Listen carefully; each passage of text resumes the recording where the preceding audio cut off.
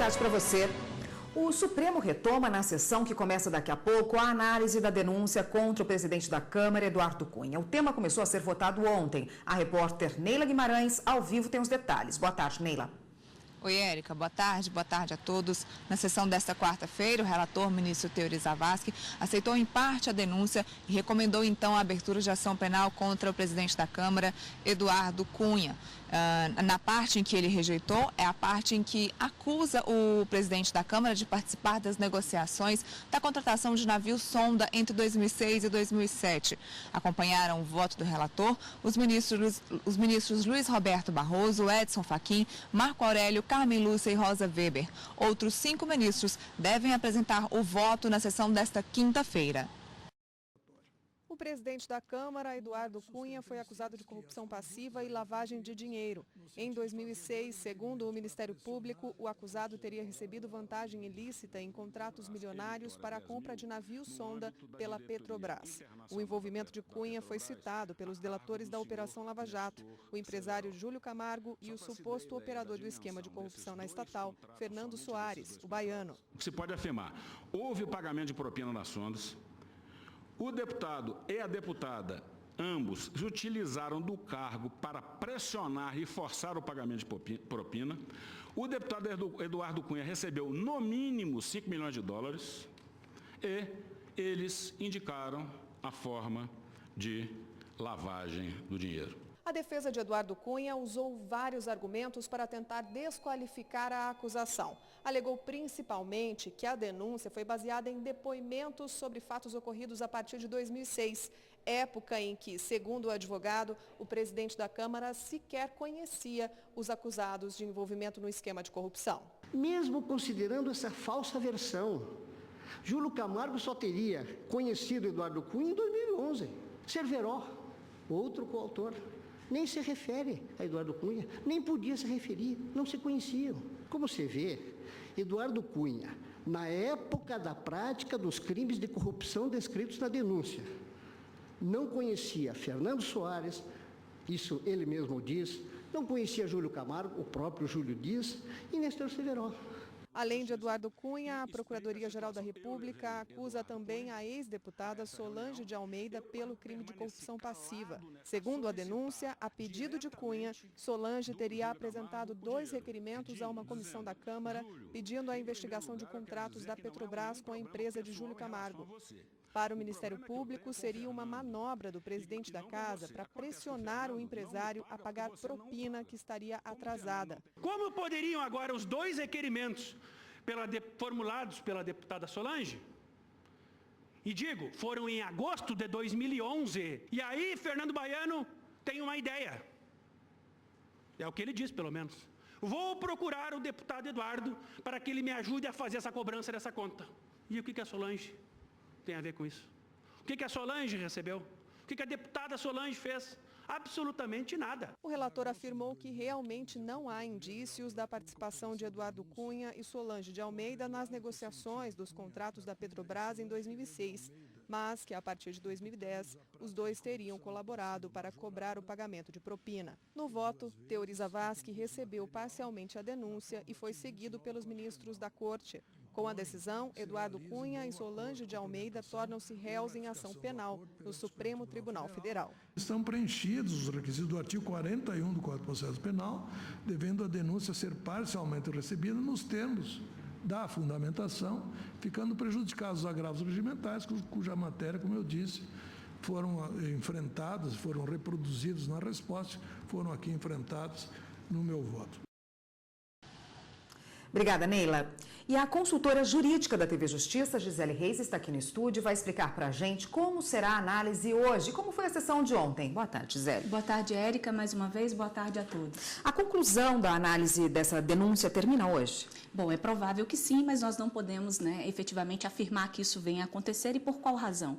Porque nós tivemos a manifestação, por enquanto, de 6 ministros, no sentido de, e aí a gente alcançou, por enquanto nós já temos uma maioria alcançada pelo recebimento recebimento parcial dessa denúncia que foi apresentada pelo Procurador-Geral da República. No entanto, a gente só pode efetivamente dizer que essa análise, né, sobre o recebimento ou não dessa denúncia está efetivamente concluída a partir do momento em que nós tivermos a manifestação de todos os demais ministros que compõem o plenário do Supremo Tribunal Federal.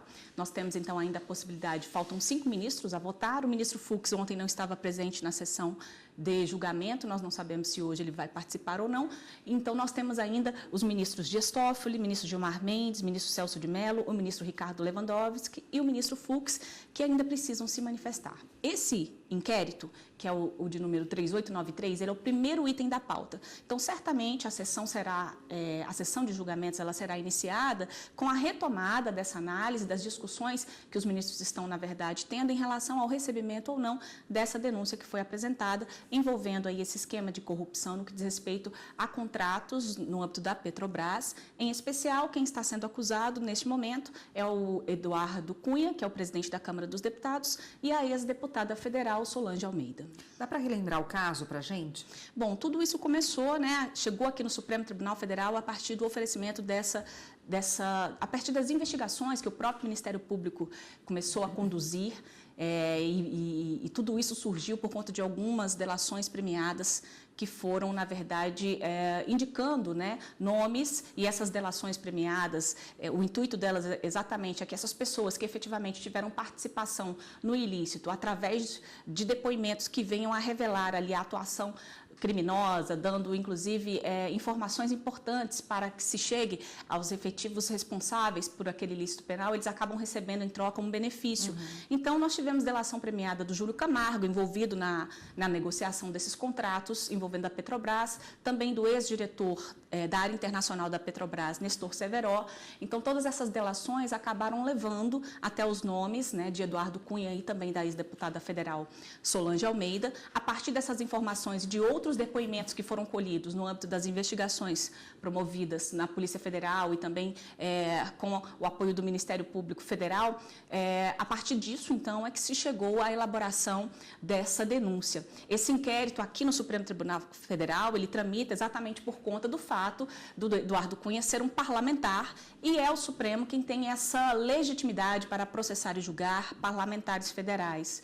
Então, tem mais ou menos um ano que esse inquérito está na Suprema Corte, essa denúncia foi oferecida agora, os ministros então analisam se recebem ou não. O que isso significa, Érica? Significa que, a partir deste momento, né, essa fase pré-processual, que era uma fase de investigação, pode então se transformar numa fase judicial, numa fase processual, porque a partir do momento em que se tem o recebimento de uma denúncia, abre uma ação penal, nasce o processo crime, e aí essas pessoas que estavam sendo tratadas como suspeitas, indiciadas, investigadas, elas passam a ocupar a condição de réu numa ação penal. O que o ministro relator entendeu, considerou nessa fase? Bom, por enquanto, como nós já vimos, 6 ministros já se posicionaram e houve o voto, então, do ministro relator, foi acompanhada por mais 5 ministros. O que o ministro relator considerou? Ele entende que essa denúncia tem que ser parcialmente recebida, ou seja, ela não é integralmente,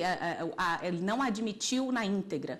O Ministério Público denunciou por alguns fatos que estão ali descritos, inclusive pedindo um aumento de pena que está previsto no artigo 327, parágrafo 2º do Código Penal. O ministro relator entende que parte da denúncia merece efetivamente se transformar numa ação penal e, por isso, ela deve ser recebida. Para o ministro Teori Zavascki, aquelas transações que foram feitas no âmbito de 2006, 2007, essas envolvendo, inclusive, essa contratação dos navios sonda no âmbito da Petrobras, essas não teriam indícios de participação do Eduardo Cunha, que é o presidente da Câmara dos Deputados, e da ex-deputada federal Solange Almeida. Então, ele entende que essas participações, porque eles estão sendo denunciados, inclusive, como participantes desse esquema de corrupção. Então, essas participações se deram a partir de 2011, inclusive, de acordo com o que o ministro Teori deixou claro, houve, na época, um requerimento no âmbito da Câmara dos Deputados, no sentido de que fossem feitas investigações envolvendo esses contratos, e esse requerimento, inclusive, teria sido elaborado pela deputada, na época, Solange Almeida, que o mentor, de acordo com a denúncia, teria sido o Eduardo Cunha.